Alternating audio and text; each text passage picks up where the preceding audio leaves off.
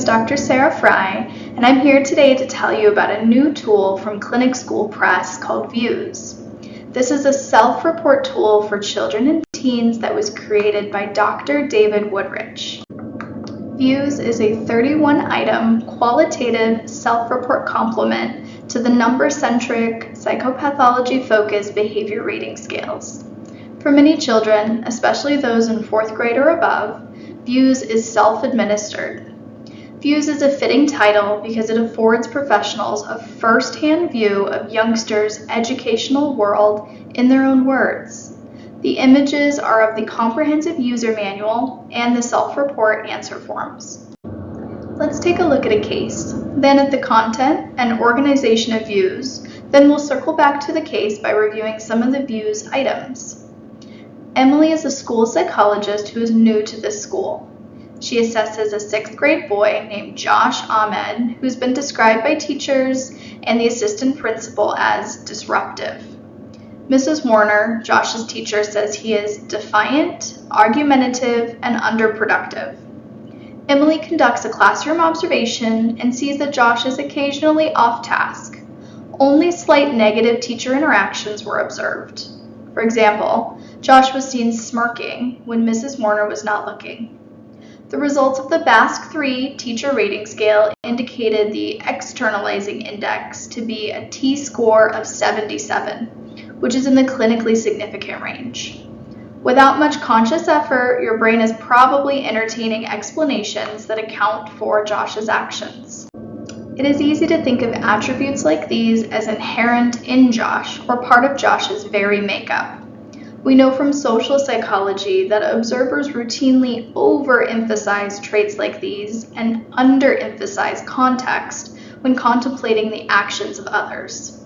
This is known as the fundamental attribution error.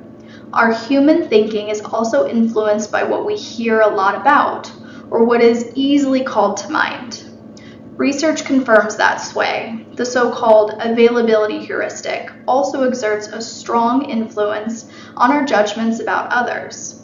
And today we live in a world where we hear about ADHD, oppositional defiant disorder, and emotional disturbance enough to fuel their readily mental availability.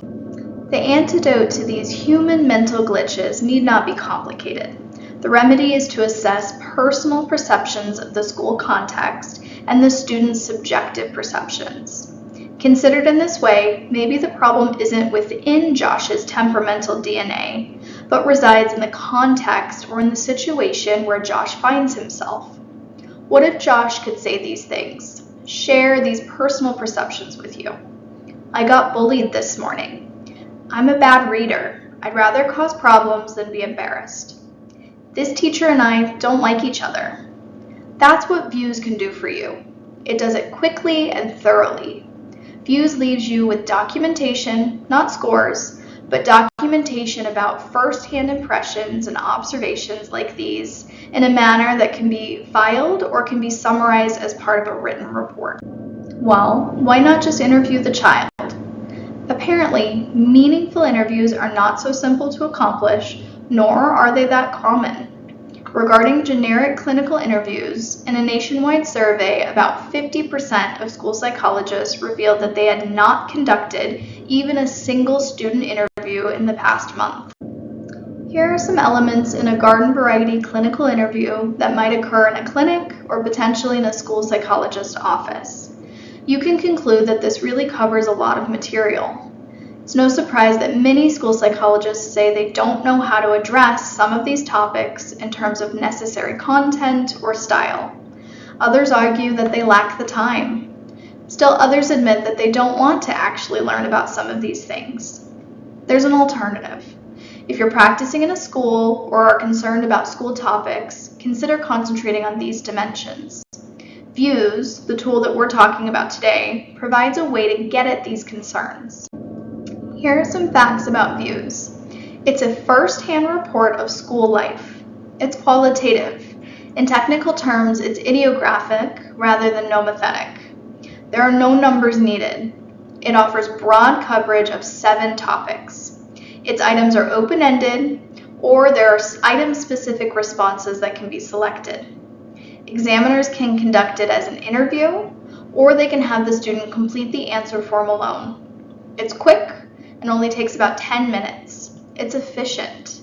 The manual provides guidance and even a Word document template for reporting results. Interpretation is much like interpreting of an interview. Depending on administration format, it can go all the way down to kindergarten. The answer form starts off with 7 items addressing preferences at school. You're seeing what the items cover here, not verbatim items. The superscripts denoting each item's number appear in color in the answer form. The color code might come in handy during interpretation. The 7 preference items will have red numbers. Here's what's covered regarding preferences. What's most liked about school, what's least liked about school, what subject is most liked, and a linked question seeking the reason for liking, what subject is least liked, and another linked question about the reason for disliking, and then a wished for question about making school different. Following along with these 6 items, which would have blue numbers in the answer form, each concerns perceptions. Perceptions while taking a test, perceptions of one's relative success at school, perceptions of classmates, teachers, and sources of stress. Next come 4 coping items. The colors on your screen are actually more subtle than those on the answer form. These 4 items are quite unlike those on fixed wording behavioral rating scales that are typically teetered to the same 4 Likert scale response options. Each of these items concerns on-campus hypothetical situations that might reveal coping style. What would you do if you forgot to complete a school assignment? When would you start preparing for an important examination? What would happen if a teacher misscored a test? How would you deal with bullying? Items 15 and 16 might be modified or skipped for younger students. Or examiners might tweak the wording. Doing so is fine. The goal is qualitative understanding, not raw score generation. These 6 items deal with affinity or connectedness with school.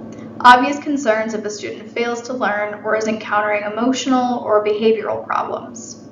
General feelings towards school, the importance of doing well in school, sense of belonging on campus, sense of comfort on campus, mood before school, juxtaposed with an inquiry about mood after school. Contemporary assessments recognize that assets should not be neglected. These 5 items gather qualitative information regarding strengths and supports. Who would you turn to for support if upset? What is the perceived helpfulness of this individual? Who would you seek out if you had to make an important decision? What's their helpfulness? And then an open-ended item about self-identified strengths. These 2 items are red flag in nature. They're open-ended, but they also offer students options for indicating among non-zero levels of concern.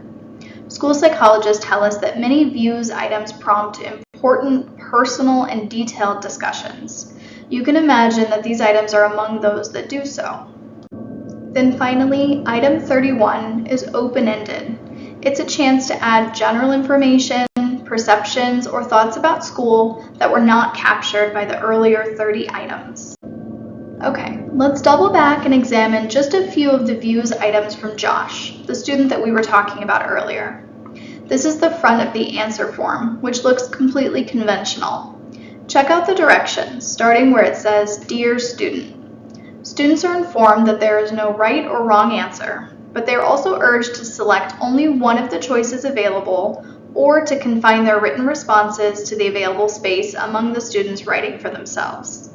These limits prove necessary to guarantee examiners have a reasonable shot at interpretation. Section 2 of the manual, which is entitled How to Use Views, is explicit about the need to read this with every student. Under the self-administered option, some students don't follow this rule. They may not even read the directions. And then their protocols become tricky to interpret because they contain too much writing or the selection of contradictory opinions. This begins to give you a little bit of an idea of what the answer form looks like. You can see that there's a line where examinees could write an answer open-ended style. Alternatively, they can select from among several choices. Importantly, the choices are specific to each item. We're going to say hypothetically that Josh wrote for himself, but Josh could have been interviewed with the examiner writing response items by item. It's also okay to mix and match the administration style. Now, let's just look at the items one at a time. Then maybe we can think a little bit about what they might imply regarding Josh. Which subject don't you like is item number 5. Josh answers reading. Item 6. The arrow indicates that 6 is linked to 5. What's the problem with this subject? Girls laugh and the teacher doesn't care. What would you like to change at your school? Never read out loud again. Let's hop ahead to item number 12. You can see that the qualitative information you get here is really much different than what's gained by an individual, either the student, teacher, or parent, bubbling in one of the 4 forced choices found on a traditional behavior rating scale. Item number 12 asks, what are most teachers like? Mrs. Warner doesn't like boys. She hates me. Number 13, what's your biggest stress at school? Messing up at reading. Leapfrog up to number 17. A bully tries to take something of yours. What would you do? This item is really intended to provoke information about student-to-student bullying. But this student writes in, Mrs. Warner is the one that's the bully. Items 18, 19, and 20 deal with school connectedness.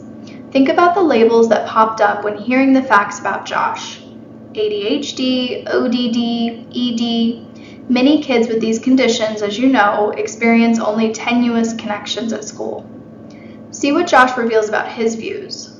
Notice for these items that Josh picked from among available options in lieu of writing for himself. What is your main feeling about school? Like it a little. How important is doing well in school? It's kind of important to Josh. How important is it to be part of the school campus? Very important. Despite the facts about Josh and his own earlier disclosures, he does not appear detached from his school. Many professionals would argue that this kind of information is crucial in the quest to understand a student's thinking. Well, if we were wondering what Josh thinks about school, item number 31 kind of cuts to the chase.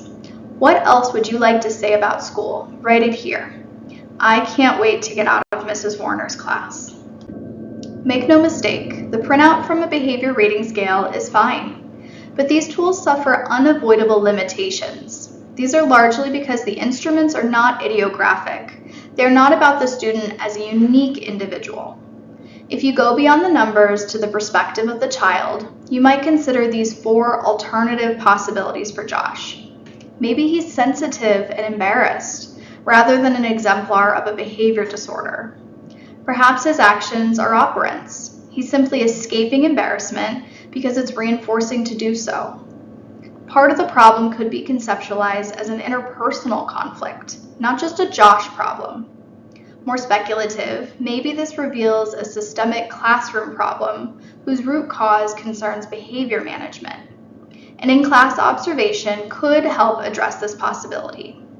All 4 of these suggest that it might be a mistake to attribute the problem solely to Josh, rather than to consider his perspective and the context in which he experiences school. We at Clinic School Press have been eager to hear what early adopters of views have to say. Some voices come from the East, some in the Midwest, and some in the Southwest. If you too become a Views user, we would love to hear what you have to say. Views is easy to administer. It's simple to interpret, and it allows you to go beyond the numbers. School psychologists and child clinical psychologists can order Views from our website. FedEx orders typically arrive in about 2 days. We are also registered with OpenGov to facilitate approved vendor status with schools. We encourage you to go beyond the numbers with Views. Thank you.